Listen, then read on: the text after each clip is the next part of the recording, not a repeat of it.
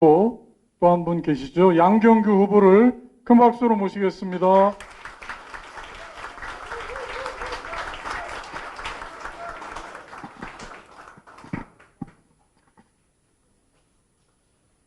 안도연이라는 시인이 있습니다.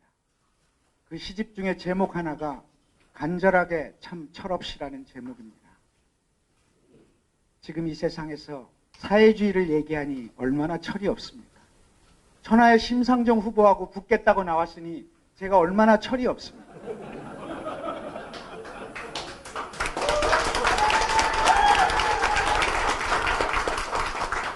제가 오늘 동지 여러분께 정말로 간절하게 참 철없이 얘기를 시작합니다. 한국사에서 진보정당을 만들었던 것, 국민승리 21을 통해서 권영길 후보를 출마시키고 민주노동당을 만들었던 것, 철없는 일이었습니다. 무상급식을 얘기하고 무상보육을 얘기하고 부유세를 얘기했던 것, 당시 그 세상에서 정말로 상식에 어긋나는 일이었고 어떻게 저런 주장을 할 수 있을까라고 할 만큼 철없는 일이었습니다.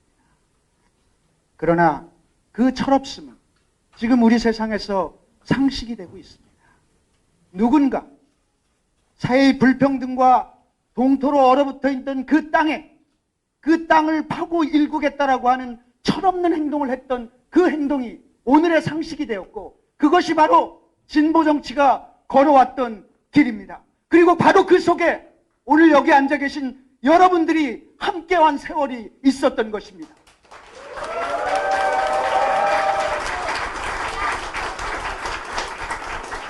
강원 동지 여러분, 제가 철없이 민주적 사회주의를 얘기합니다. 저는 이 불평등과 차별의 세상에서 주어진 틀 내에서 일정한 개혁을 얘기하고 일정한 정책을 얘기하는 것으로 국민들은 우리를 진보정당이라고 보지 않습니다. 국민들의 여론조사를 해보십시오. 본인이 진보적이라고 생각하는 사람 60%입니다.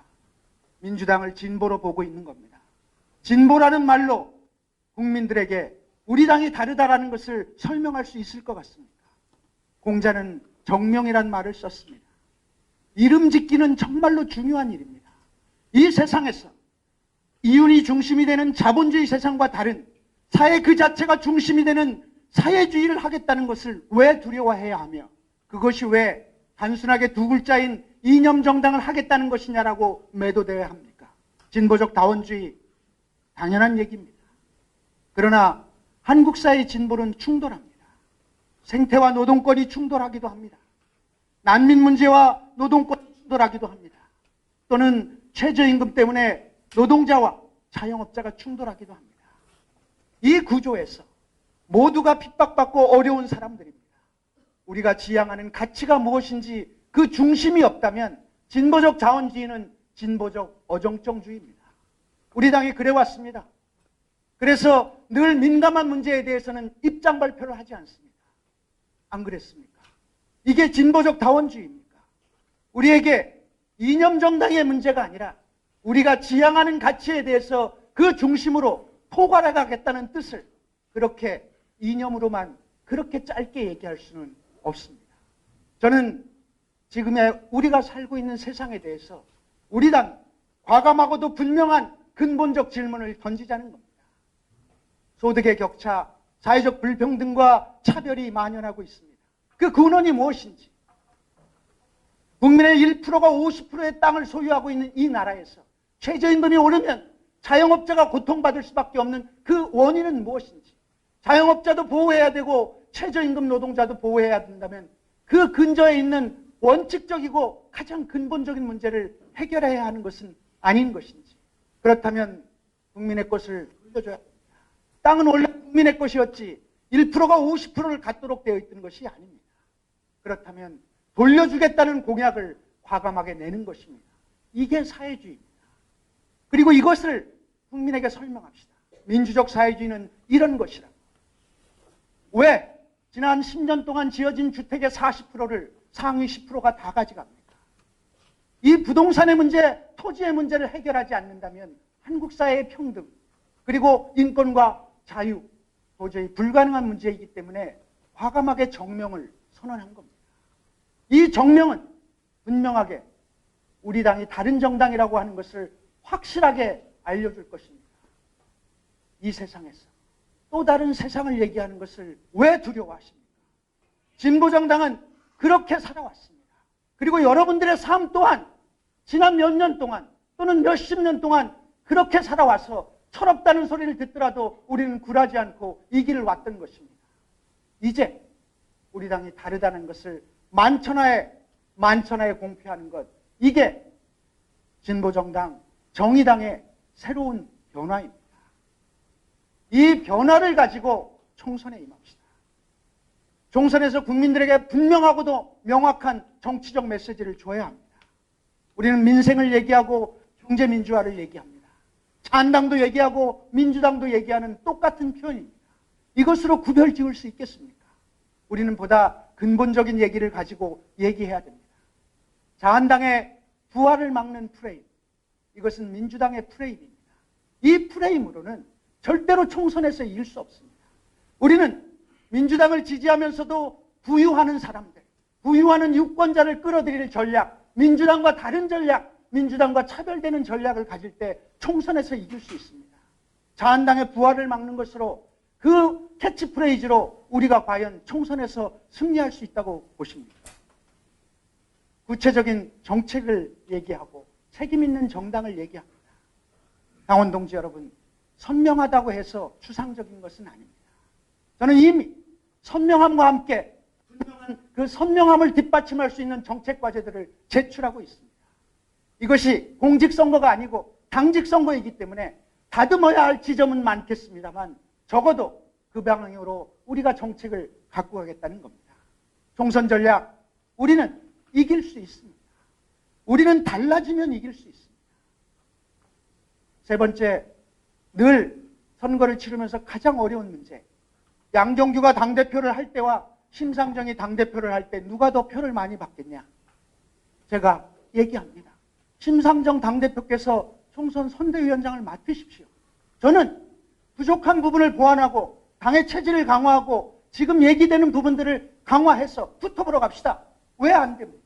심상정 후보는 어디에 있어도 우리의 가장 훌륭한 정치인이고 국민이 사랑하는 정치인입니다.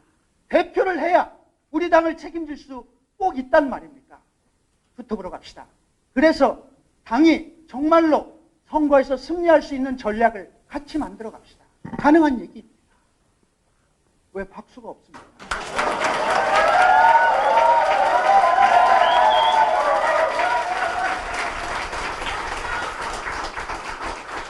아쉽게도 유세 때마다 얘기하는 개방형 경선제입니다. 저는 단연코 반대합니다. 국민에게 다가가는 것은 우리의 담장을 열어서 그들에게 우리들의 후보를 투표하게 하는 것이 아니라 우리의 메시지를 정확하게 전달하는 것이 바로 그것이 개방형 정책이고 그것이 바로 우리의 입장과 우리의 정책을 가지고 다가가는 길입니다. 개방형 경선, 어떤 형식으로 치러지든 간에 사회적 셀럽, 연예인을 이길 수 있는 우리 당의 정치인은 아무도 없습니다. 하나 있습니다. 심상정 후보님.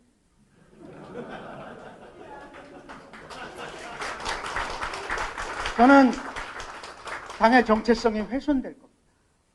열심히 일하고 수십 년을 지역 정치와 진보 정치에 복무해왔던 사람들이 사실은 그야말로 힘이 빠지는 일이 될 겁니다. 지금 국민에게 가장 사랑받는 심상정 후보는 어디에서 왔습니까? 당원 직선으로 왔습니다. 그 다음에 성장하는 것은 그분의 몫이고 그 사람이 당을 지지율의 반석에 올리는 것입니다. 바로 진보 정치에서 검증된 사람이 바로 우리 당의 대표주자가 되어야 하는 것입니다. 저는 단연코 반대합니다. 세 번째, 당의 운영에 대한 일대 혁신을 이야기합시다. 지역 정치, 부문 정치를 얘기하지만 저는 이 당에 들어와서 당 지도부가 지역 정치의 매뉴얼 하나 갖고 있지 못하다는데 사실은 분노하고 있습니다. 지역마다 각자 알아서 합니다. 이게 좋을 것 같아서. 적어도 우리가 지역 정치를 강조한다면 지역 정치 매뉴얼이 있고 이거에 따라서 최소한의 할 수 있는 프로그램과 전략이 제시돼야 되는데 1분 남았습니다. 부문 정치도 마찬가지입니다. 여성, 청년 모두를 강조합니다. 여성, 청년, 장애인, 성소수자를 강조합니다만 이것은 부문이 아닙니다. 이것은 시대의 코드입니다. 이 시대의 코드는 곧 우리 당의 모든 것입니다. 청년 정치는 청년들이 청년의 요구를 주장하기 위해서 만든 조직이 아닙니다. 청년 정치는 엘리트 청년 한 명을 의원을 만드는 정치가 청년 정치가 아닙니다. 청년이 한국 사회에서 정치하게 만들어야 됩니다. 청년이 한국의 것을 모두 책임지게 만드는 정치. 그들에게 이야기할 공간을 만들어 줍시다. 그들이 정말로 가슴 뛰는 심장을 가지고 진보정당, 정의당에 복무할 수 있는 공간을 만들어줘야 됩니다. 자율적으로.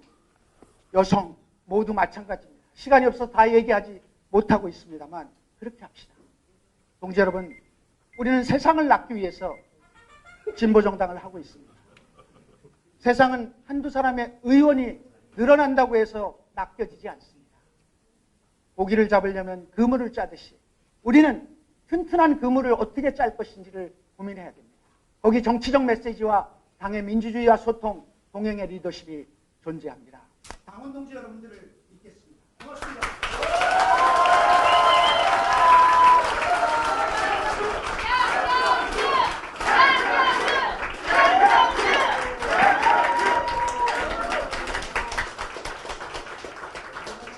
예, 똑같이 다시 한번 그 두 번째 대표 후보 유세에 나서주셨던 양경규 후보에게도 격려의 박수 다시 한번 부탁드리겠습니다.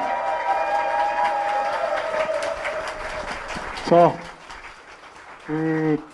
자칫 좀 심심할 수 있었던 우리 당직 선거가 굉장히 흥미진진해지고 있습니다. 어느 당원께서 그런 얘기를 하시더라고요. 아니, 부대표 후보 왜 이렇게 많이 나왔어? 누구 찍어야 돼? 그런 얘기를 하시더라고요.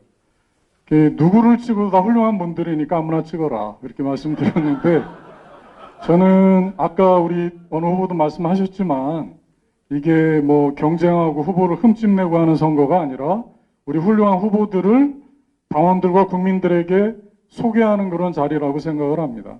그래서 남은 유세들도 잘 건강하게 마치시고, 또 투표해서 승복하고 또 함께 손잡고 내년 총선 승리로 이끄는 그런 후보들이 되셨으면 좋겠고요. 우리 서로 격려하는 의미로 다시 한번 박수 부탁드리겠습니다.